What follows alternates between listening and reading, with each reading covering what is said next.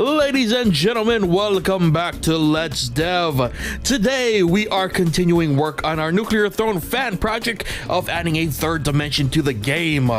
Now, last time we fixed a whole bunch of issues regarding the 3D aspect of the game, and we also started to add a little bit of flair to some of the objects, including the ammo and weapon chests, as well as the rad canister, and we started to delve a little bit into adding some weaponry to our game.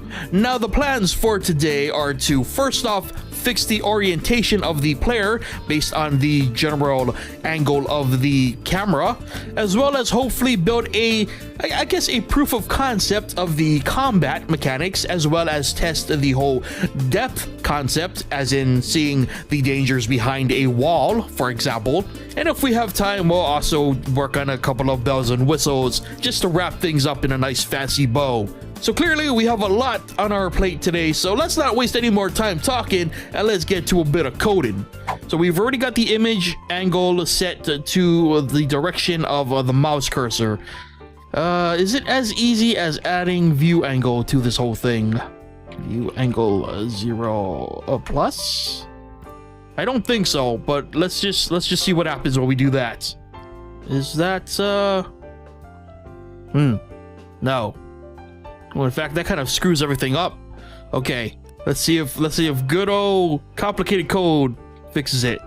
All right, so if you're confused as to what I'm trying to figure out here, is everything should be rotating in relation to the general orientation of the level. So as you can see, all the boxes are uniform in their turn, but the player, who is from the basic look here, from the basic gist here, should be facing always towards this canister and cactus.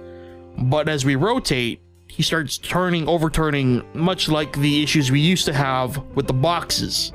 By the way, on the plus side, kind of fixed the pistol there.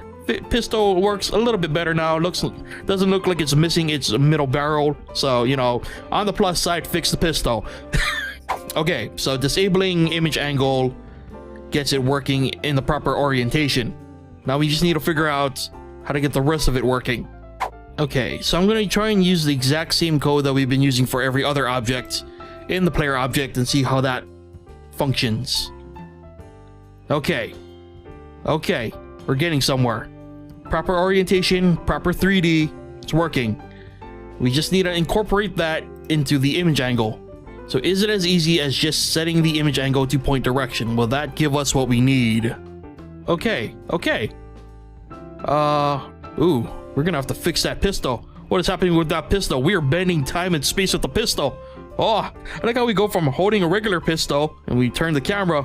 Now we're gangster. We're holding it gangster style with the pistol turned. You know we mean business when we turn our pistol and then we just bend it out of proper time and space. Look at that. Yeah, you don't want none of this. Is it as easy as applying the magical compensation to just everything? Okay, so far so good. Works as it should. Turn it. No warping. It is. Okay. You know what? That is just a magical little chunk of code that seems to be applied, should be applied, excuse me, to everything, because it works. All right. So our character orientation works properly. As we rotate the camera, we can move it around. If I follow, everything works as it should. It looks good. Good. By the way, I finally incorporated the camera so we can move around. Woohoo! Woo! Look at that. Yeah! Wow! Okay, so let's just do something very easy. It should be easy. I say that and, you know, they're gonna take us 12 hours to fix. Let's just make the player bullet. Let's make the player shoot a bullet, okay? Seems like a very easy thing to accomplish, but we'll see. Gonna have to remember to make this an event, just so I don't do this for everything. For now, we'll just have the same thing that usually happens when a player touches the rad canister. We'll have it happen here as well. Now, if you've watched any of the Slime Rancher Let's Dev stuff, you'll know I'm pretty much applying the same exact code. So it should be let's just call it bullet equals instance create. So I object a bullet player. For the bullet motion set, let's just go 2. Let's go 1. Let's go 2. Should equal to my current image angle. Gotta get a bit more fancy with this. Object player skin image angle, right? Because we define, let's just double check. We define the image angle with the point direction to the mouse. Okay, we are good there. Okay. So to break it down, we create the bullet, and when we create the bullet, we give the bullet's direction the same angle as the player's direction. So that should automatically just give it the proper coordinates to fire in the proper direction. So on a press. Okay, that could use some work. Okay, let's make that a little bit better. Should we do it a fancy way? Should we make this complicated? Let's just make it complicated. Let's go 16. Player skin image angle. There we go. Okay, let's see how that works. So create a 16 by 16 based on the and it works. It works perfectly. We did a fancy way of saying, hey, you know, just handle it, code. Just handle the precise distance and angle that it should come out at. I am seeing a couple of issues, mostly pertaining to the depth. Let's see if we can fix that. Let's just use a 2D measure of depth and let's see how that works out. You know what? Technically it works. Boop, boop, boop, boop, boop, boop. Okay, that's a little bit more like Nuclear Throne's projectile speeds. Now I know what you're thinking. We're missing a bit of flavor, and I agree. Luckily enough, I've got my own SCREENSHAKE script. Too much SCREENSHAKE. Oh my god. Oh.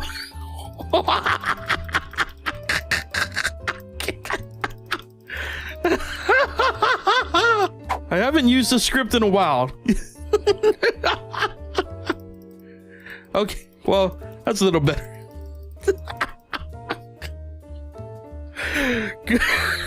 Can you imagine firing a pistol and it's just an earthquake every time? Oh, there we go. You know, kind of a bit more subtle with it. It's got SCREENSHAKE, but it's not, you know, incredibly crazy. It's looking more and more like a Nuclear Throne game now, folks. Let me turn it. Oh my god. Oh, it's like a movie. Kind of. A really weird movie. Okay, so let's start doing proof of concepts for dangers. So the next one we should work on is the Meggitt. I want to do the Meggitt. Let's just make sure the Meggitt works in conjunction with everything else. I don't know what's happening to my Meggitt. Evidently, I somehow screwed up importing the Meggitt model, which explains why it looked like a mutant. Okay, there we go. There's a Meggitt. Kind of hard to see. I'm starting to realize it did not transfer as well as I thought it would. Oh boy. That's okay. You know what? For now, it kind of looks like a Meggitt. We'll just work with what we got. So we're gonna set up a couple of variables. Destinations and then action equals 0. So we are bringing back the switch function. So we're setting up the AI for the Meggitt. So first thing we need to do is make sure it has a destination at all times. Let's go 60. Let's say every second it chooses a new destination, because Meggitts are unable, they just have Meggitt ADD. So in the alarm, action equals choose 0, 1, or 2. You know, I could do a range, but I'd rather just have it defined as the 3 options. So if it's case 1, MP potential step equals destination X, destination Y, and it's let's just make it move at 1 speed for now. So case 2 will be going after the players. So player X, player Y, 1, 0. And the default state, it will be, you know, it'll do nothing. X equals X, Y equals Y. We'll have more idle behavior later, but just for now, you know, just make sure everything works. Get to break everything. Oh, Okay. Okay. It stopped. Now it's in 1. Still probably in 1. It's 1. Yep. Moving a little faster than a Meggitt usually would. Then it's 2. It's coming after me. Oh my god. Oh my god. Okay, good. That's some basic AI for you. You can make it more complicated, but I don't know. I feel like the Meggitt AI is pretty simple. Like, I'm sure it has like a distance-based behavior, but for what we're just trying to accomplish here, which is working out very well, by the way, we can just demonstrate this off the bat. Oh. As you can see, we couldn't see the Meggitt behind the wall. Let's try and get it behind the wall again. See, in Nuclear Throne, you'd be like, oh my god, where's that Meggitt? Wait, let it come back. Oh my god, where's the Meggitt? But in this, it's like, whoosh, there's the Meggitt, it's behind the wall. Oh my god! Oh my god, and it's coming for me, run away! And it's like, oh my god. Dude, can you imagine this in the game? An invincible Meggitt just following you throughout the entire game. You can't kill it. It's like it follows. You can't kill it. You can only run from it. Oh my god! Ah! That works. We got the basic mechanics for the Meggitt down. Good. All right, one last thing I want to do before I end the video. So I want to come back to these boxes. I want to come back to the rad can. Where's my rad can? Bring my rad can back. So the breaking of the rad can is now an event. Good. We're going to need that. We're going to define broken. So rad is broken is 0. That means the sprite will be rad can. So rad is broken is rad can broken. There we go. Sprite index equals rad is broken. So if I touch the rad can, it should break. Boop. Yeah, there you go. There's a broken sprite. You got the rads all over the place. Now I wanted to make the rad canister transparent, but that would cause complications because these are stacked sprites. Remember, this is not an actual model, so there would be some very weird transparency issues. So I just went with a white sort of shade there. I might fix that up in the future, but for now it's a general. Oh yeah, that's right. We should fix that now. If broken equals 0. There we go. So shoot it. Boom. Shoot it again. Doesn't work. Okay, good. Do that. Okay. Woohoo. Good. Rad canister has been fixed. Has a broken sprite now. Works well. On to something new. Okay. So something about Nuclear Throne that doesn't technically make sense is when you open a box, the lid just disappears. You know, there's no lid anymore. Doesn't necessarily work in 3D, so I kind of want to fix that a bit, if I can. So I want to kind of create an animation where the player runs into the box, it knocks off the lid, and you know, the lid will just disappear after a while. So when we create the lid, we're going to be in the state of 0. So state of 0 is we want it to fly in a direction. So motion, set, direction, let's have it fly, just like whoosh. Okay, so lid type, since this is the ammo chest, is 0. Lid direction, so lid direction equals point direction x, y, player x, player y. I think that's all we need to do is just make it a negative and it should fly in the opposite direction. And then in the box alarm, after let's say 2 seconds, it disappears. See how this works. Boop. Right. Okay, screw it, let's just do that. Minus 180. God damn it. I'm just a fool who likes to make things harder for himself. Okay, that's right. All I needed to do was 180 the direction.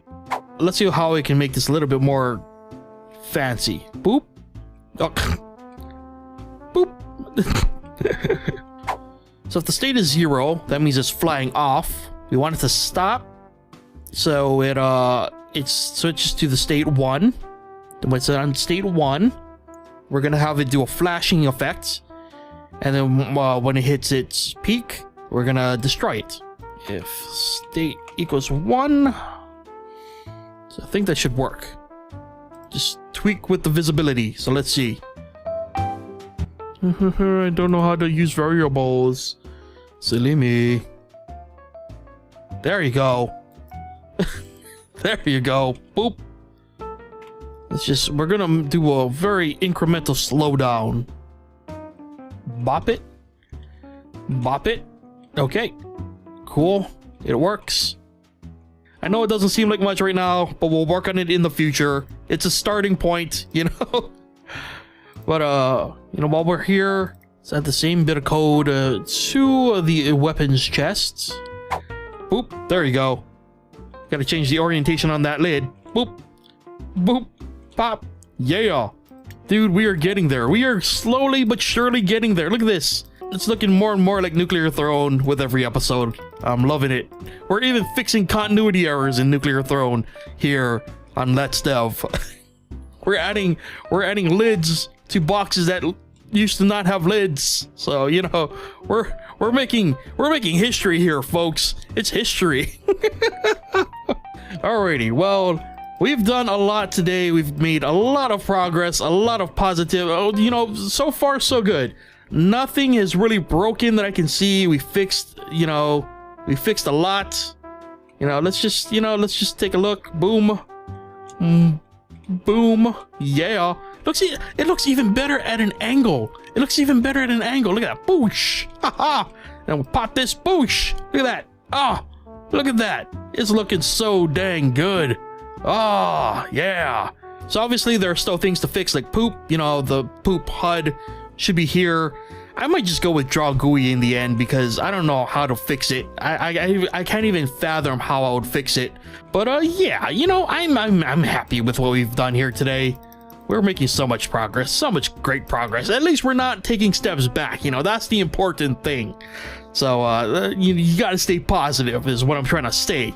So with that, I'm gonna call this episode right now as I continue to play with this. Oh, I just can't. It's just so good. All right, I gotta stop playing with this. All right, so if you enjoy this series, if you enjoy what you see here, please leave a like. If you aren't already subscribed to the channel, please hit that subscribe button. And if you have any thoughts, ideas, comments, suggestions, whatever is on your mind, be sure to leave them in the comment section below. Always love to hear from you guys. And once again, thank you so much for watching. Hope you guys are enjoying this Nuclear Throne fan project as much as I am. And yeah, I'll see you guys next time.